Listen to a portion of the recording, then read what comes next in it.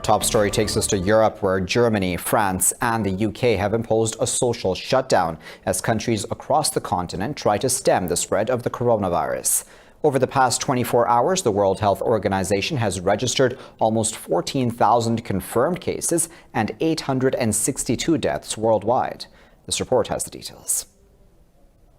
As the COVID-19 pandemic spirals out of control, the European Union has shut itself out to the world for 30 days.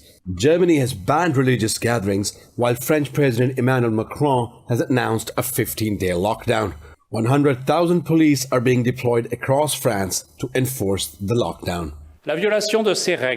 Violation of these rules is currently punishable by a fine of around 38 euros.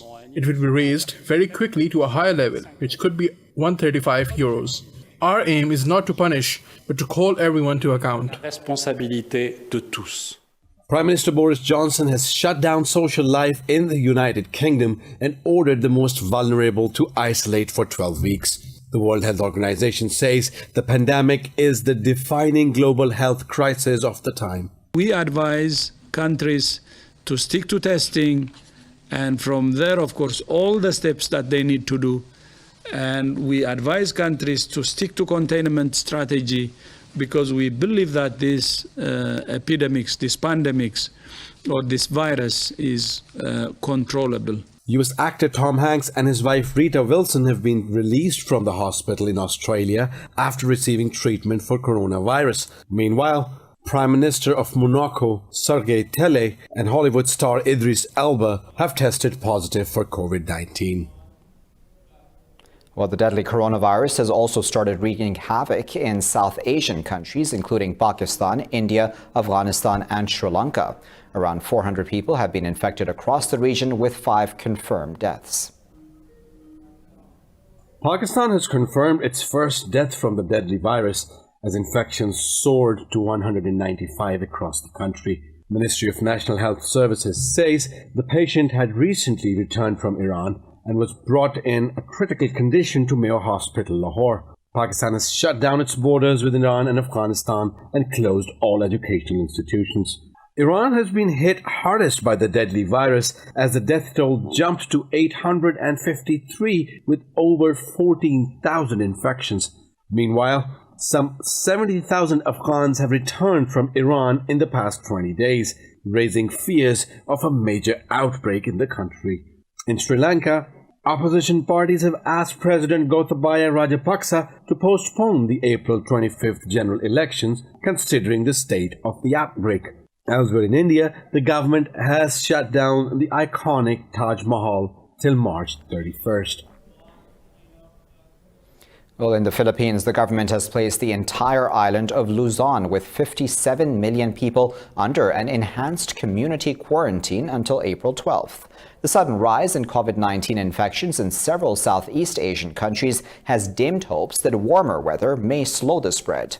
Filipino President Rodrigo Duterte says public movement will be restricted to buying food, medicine, and essential items. More African countries also confirmed their first cases of the coronavirus and shut their borders. Canada has also closed its borders to all foreign nationals except for U.S. citizens, with Prime Minister Justin Trudeau urging people to stay at home. We'll be denying entry to Canada to people who are not Canadian citizens or permanent residents.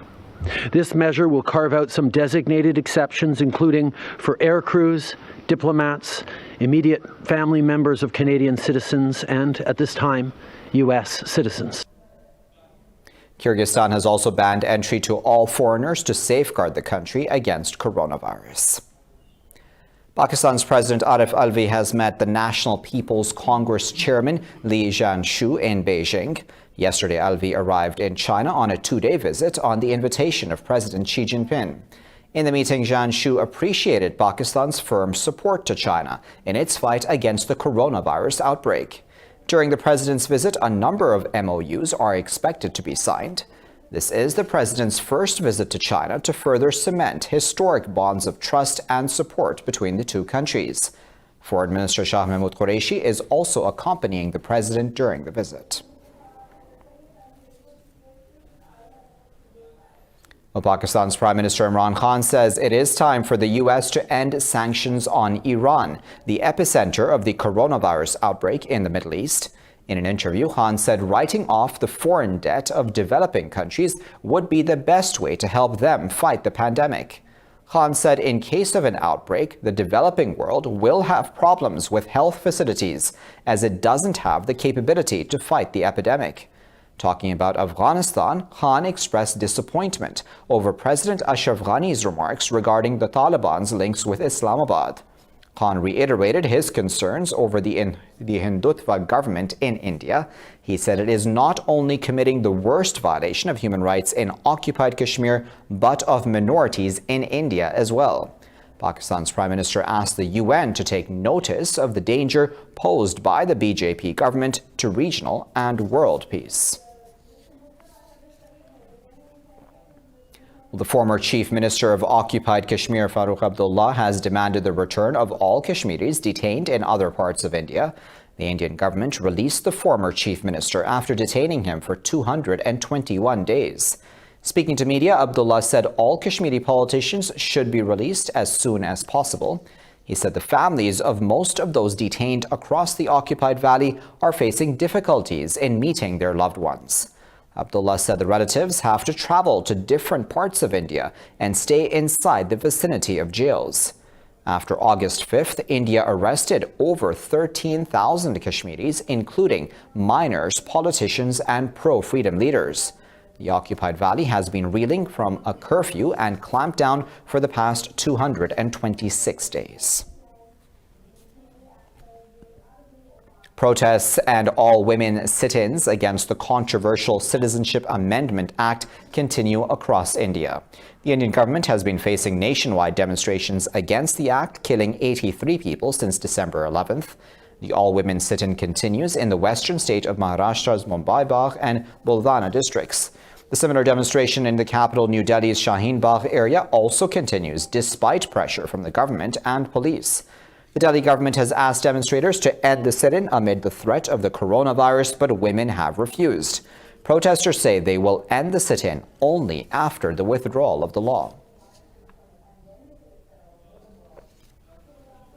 India's ruling Bharatiya Janata Party has nominated former Chief Justice Ranjan Gogoi for Parliament's upper house. Gogoi was head of the bench, which gave a controversial verdict of handing the Babri Mosque's land to Hindus in the Ayodhya case. Reacting to the development, the Indian Supreme Court Bar called the decision disgusting and a clear reward in quid pro quo. The association said the decision has totally destroyed the semblance of the judiciary's independence. Disgruntled BJP leader Yashwant Sinha said this decision will cause incalculable damage to the judiciary.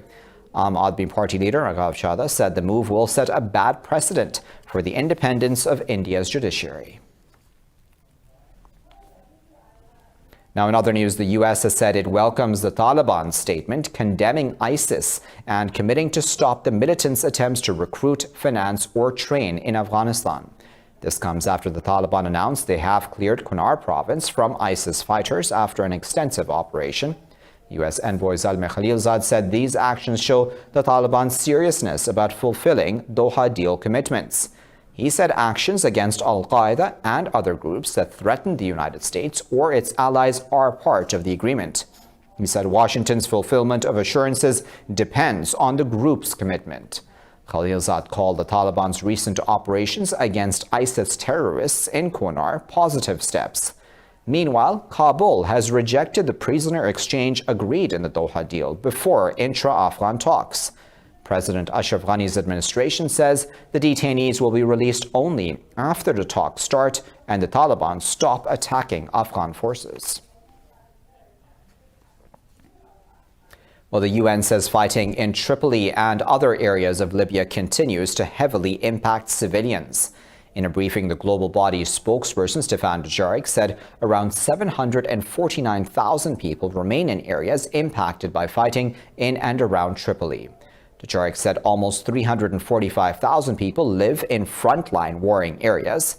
He said heavy artillery shelling on the Al-Nawasi base heavily damaged the infrastructure of nearby residential areas. The spokesperson said the UN continues to call on all parties to abide by international humanitarian law to protect civilians. Meanwhile, Libya's daily oil production has dropped from more than 1.2 million barrels to less than 100,000 barrels. The state oil company said tribal leaders in eastern Libya forced oil fields and ports to shut down in protest against the UN-backed government. Niger says its forces have killed 50 Boko Haram militants during an overnight clash in the southeastern Diffa region. In a statement, the Defense Ministry says 20 vehicles of heavily armed militants attacked a military post.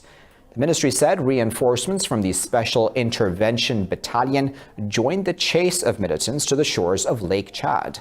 It said several suspects, along with 2 vehicles and many weapons, were captured. The statement said a soldier was also wounded in the encounter.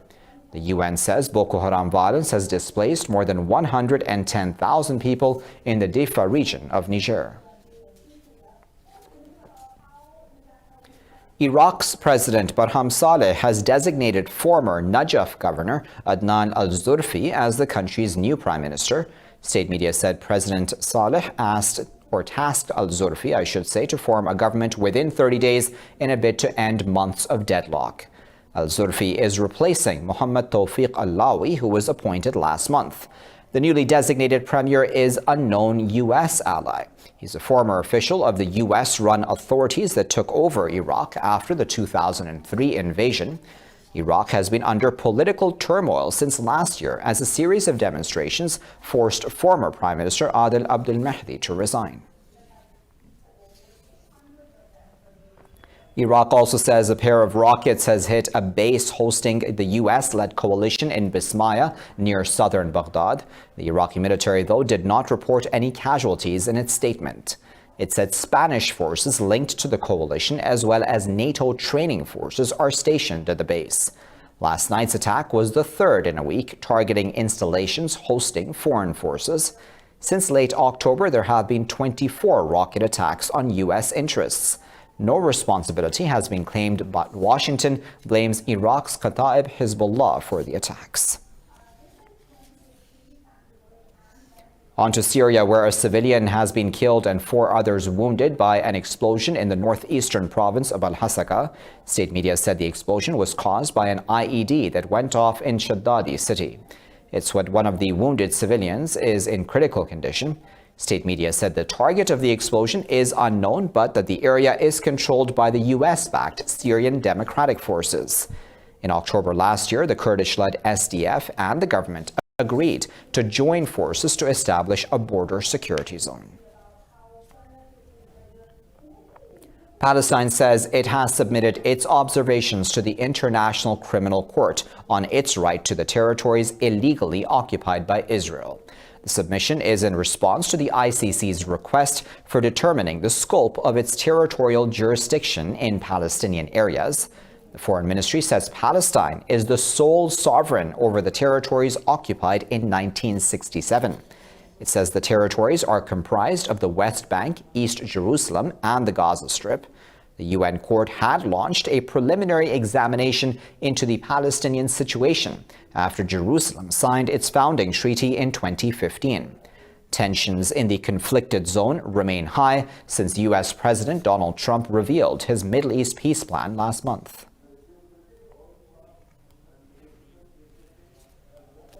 And coming up next in this news bulletin, 445 Chileans have suffered eye injuries from pellet guns. And we'll tell you about video calling robots that are helping the elderly during the coronavirus outbreak.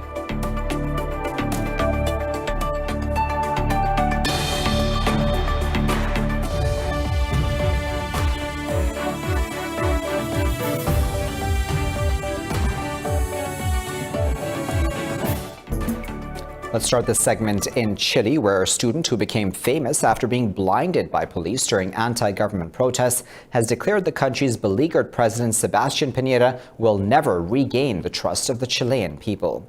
The visually impaired activist says the only way peace can now be restored to the country is if Piñera steps down. More on that now in this report.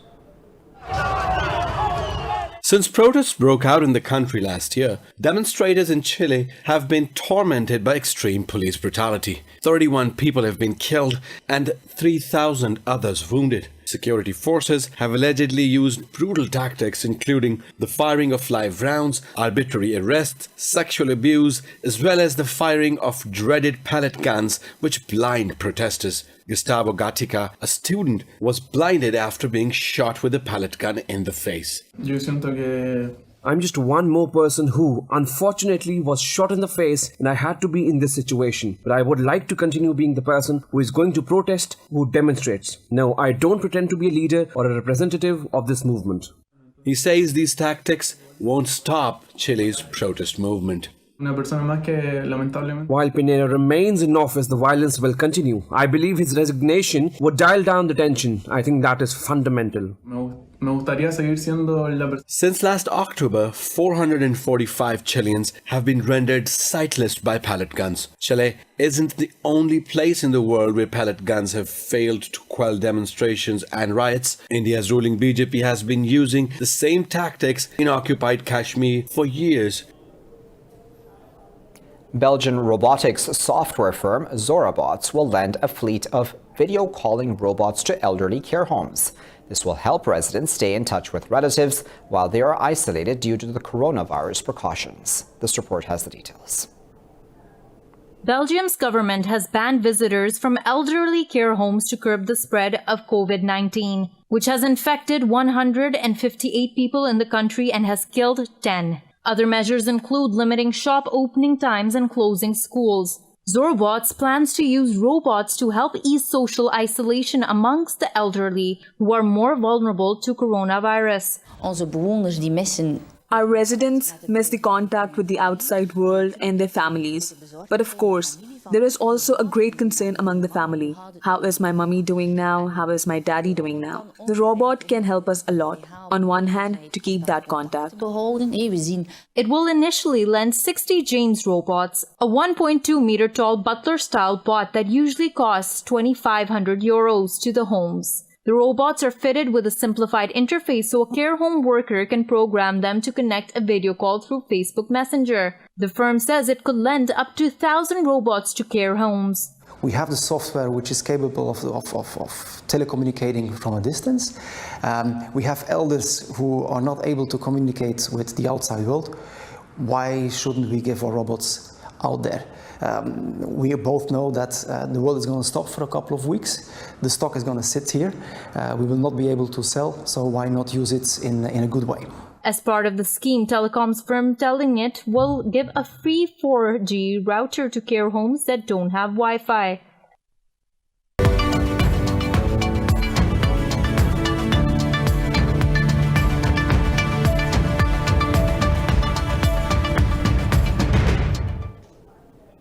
Oil has slipped below $30 per barrel, plummeting over 11% on average. Globally coordinated crisis measures failed to ease rising fears over the economic fallout of coronavirus. Brent crude plunged to 12% at over $29.50 a barrel. U.S. West Texas Intermediate crude slipped over 9.5% to $28.50 per barrel. North American shale producers have announced they are cutting oil drilling activity and budgets. Brent's premium to WTI narrowed to less than $1, making U.S. crude oil uncompetitive in international markets. This was followed by President Donald Trump's announcement that the U.S. will fill its emergency crude reserves to help domestic energy producers. Now, leaders of the G7 major economies have pledged to take all necessary measures to safeguard the economy and help workers affected by the coronavirus pandemic. In a joint statement, the leaders said they will cooperate to ensure a strong global response and achieve strong growth in the G7 economies. Japan's Prime Minister Shinzo Abe said to ease public fears over the pandemic, the bloc agreed to accelerate work towards developing drugs to treat COVID-19. Leaders called on global institutions like the International Monetary Fund to swiftly deploy financial assistance to countries that need it. Chaired by U.S. President Donald Trump, the meeting is believed to be the first ever G7 summit via video conference. Now, France has imposed a record $1.2 billion fine on U.S. tech giant Apple for anti-competitive behavior. France's competition authority says the iPhone maker is guilty of abusing the economic dependence of its independent retailers. The regulator's chief, Isabel de Silva, said Apple and its two wholesalers agreed not to compete against one another. She said Apple imposed unfair economic conditions on its premium resellers. The investigation began in 2012 following a complaint by eBiscus, which sells the tech giant's products as an Apple premium reseller. Apple said it would appeal the watchdog's ruling, terming it at odds with legal precedent in France. It is the biggest fine ever imposed by the French regulator. European markets are trading marginally higher as investors buy back undervalued stocks. The panic sell-offs amid mounting global recession fears have bettered regional stocks. The CAC 40 in Paris is trading about 2.5% higher. Frankfurt's DAX has gained about 2%, while London's FTSE 100 is trading about 0.5% higher. In Asia, Seoul's Kospi lost about 2.5%. Bucking up, Hong Kong's Hang Seng gained about 1%, but the Shanghai Composite lost a fraction. Meanwhile, the Philippines halted trading at its stock exchange until further notice to ensure the safety of employees and traders amid COVID-19.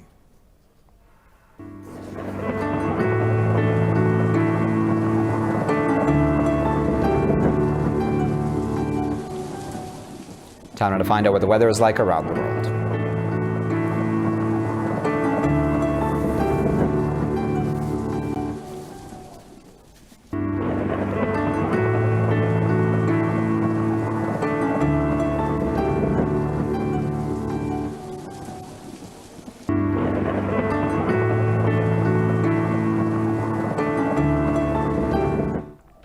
For the latest updates on these and other stories, you can always follow us on our social media at Indus.News. Thanks for watching this bulletin.